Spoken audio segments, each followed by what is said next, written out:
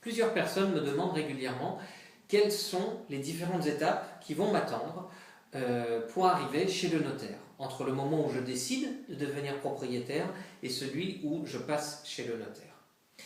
Alors il y a déjà une étape fondamentale que vous devez savoir, c'est que vous allez devoir faire un choix. C'est-à-dire qu'à moins d'être milliardaire, vous allez avoir à choisir entre trois impératifs. Impératif numéro 1, l'habitabilité. Je prends un exemple très simple. Vous êtes une famille avec 3 enfants et vous avez envie légitimement que chacun de vos enfants ait une chambre. Ça vous fait une maison de 4 chambres. L'habitabilité va donc être importante pour cette famille-là, c'est-à-dire qu'il va vous falloir une maison de 4 chambres. D'autres personnes, au niveau de l'habitabilité, vont dire, moi mon truc c'est les trains électriques, j'ai besoin d'une pièce, j'ai 2 enfants, mais j'ai besoin d'une pièce complémentaire pour mon train électrique qui fait 10 mètres carrés, avec sa petite ligne, etc. Vous avez aussi la localisation. Je travaille à tel endroit, mes parents habitent à tel endroit, mon frère, ma soeur, mon cousin, ma cousine, mon beau-frère, ma belle-sœur, j'ai besoin de rester proche de la famille, je dois habiter à tel endroit. C'est ce qu'on appelle la localisation. Et enfin, troisième chose extrêmement importante, le budget. Eh bien, ce sont ces 3 axes-là, habitabilité, localisation et budget, qui vont influer votre choix dans l'immobilier. Autrement dit, si vous partez dans l'idée d'acheter, parce que votre maman a un hôtel particulier, je reprends cet exemple, rue de la Paix, mais que vous n'avez que 100 000 € en poche, eh bien il va falloir faire un choix, il va falloir vous éloigner.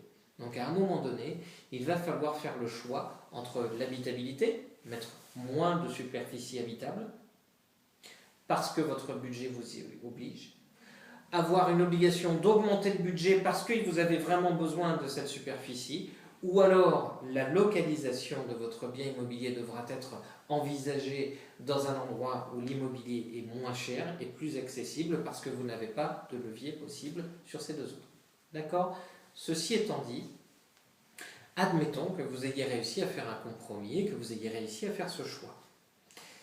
Il va vous arriver un certain nombre d'étapes. Et là, je m'adresse à ceux qui achètent dans l'ancien.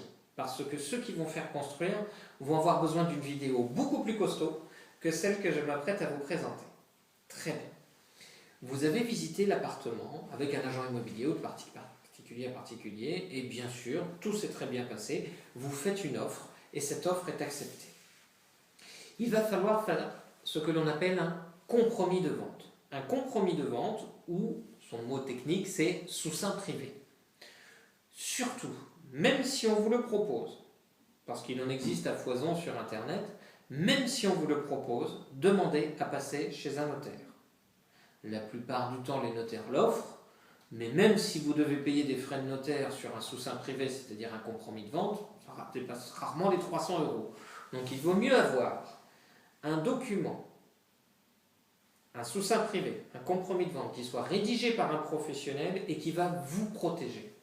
Un compromis de vente a pour objectif de dire, moi, acquéreur, et moi, vendeur, je m'engage d'un côté à acquérir, de l'autre à vendre mon bien immobilier sous certaines conditions. C'est ce que l'on appelle, à l'intérieur de ce compromis, les conditions suspensives de vente. Je deviendrai propriétaire de ce bien immobilier à condition que. Eh bien, à condition, tout d'abord, que j'ai le financement. Ça, c'est pour l'acquéreur et ça protège le vendeur. D'accord ? À condition qu'il n'y ait pas de servitude grave pouvant déprécier la nature du bien vendu. Une servitude, il en existe plus d'une centaine en France. Donc, les servitudes, ça peut être, par exemple, vous achetez une maison à la campagne et puis vous avez un passage de chasseur, c'est une servitude. L'ancien propriétaire ou l'ancien propriétaire avait autorisé les chasseurs à passer sur ce chemin. Dans l'acte notarié, il est dit que cette servitude existe, vous ne pouvez pas y déroger, donc vous ne pouvez pas fermer votre jardin, c'est une servitude. Vous avez aussi, par exemple, la Lyonnaise des Eaux ou je ne sais quelle autre société d'alimentation en eau publique qui a un compteur et un regard dans votre jardin. Vous avez obligation de les laisser rentrer chez vous si jamais il y a un problème de canalisation. Des servitudes, il peut en exister des dizaines en France et des dizaines. D'accord? Non, à condition qu'il y ait un financement, à condition qu'il n'y ait pas de servitude grave pouvant déprécier la valeur du bien. Et vous avez un certain nombre d'autres conditions suspensives de cette nature qui vont permettre de dire que vous achetez en toute sécurité. C'est pour ça qu'il faut passer chez un notaire. D'accord? Ensuite, une fois que ce compromis de vente va être signé, ce compromis de vente, le notaire va le faire signer par le vendeur, par l'acquéreur, et ensuite va le transmettre à son notaire, son clerc de notaire, pardon. Et là, il ne va plus rien se passer. Tout simplement parce que le clerc de notaire va attendre que les conditions soient réunies. Il va attendre que vous ayez le financement, il va attendre que l'administration ait répondu par rapport aux servitudes, il va attendre que l'intégralité des conditions de la vente soit réalisée. D'accord?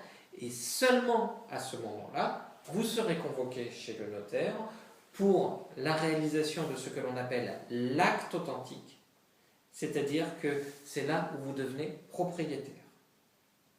Et ce jour-là, je vous recommande fortement de venir équipé en ayant appelé votre assureur avant d'une assurance pour votre bien immobilier, parce que depuis le jour de la signature et l'heure de la signature, vous en êtes officiellement propriétaire et donc responsable. D'accord?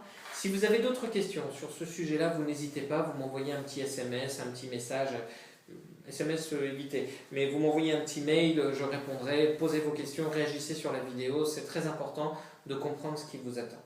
D'accord?